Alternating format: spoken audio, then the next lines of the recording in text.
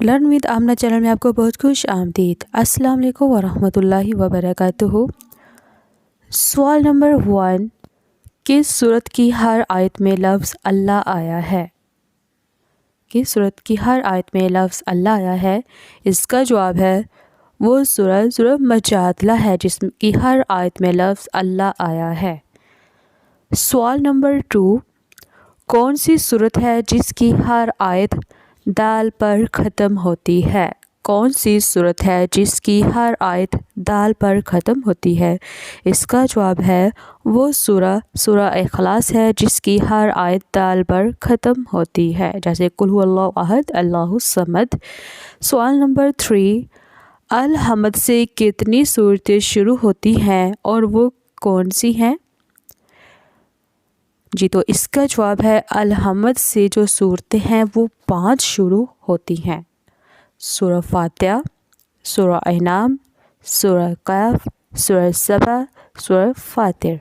سوال نمبر 6، سورۃ العادیات کا نزول کس صحابی کی طرف منسوب ہے؟ یعنی کہ اس کا جو نزول ہے وہ کس صحابی کی طرف منسوب ہے؟ اس کا جواب ہے سورۃ العادیات کا نزول حضرت علی رضی اللہ تعالی عنہ کی طرف منسوب ہے۔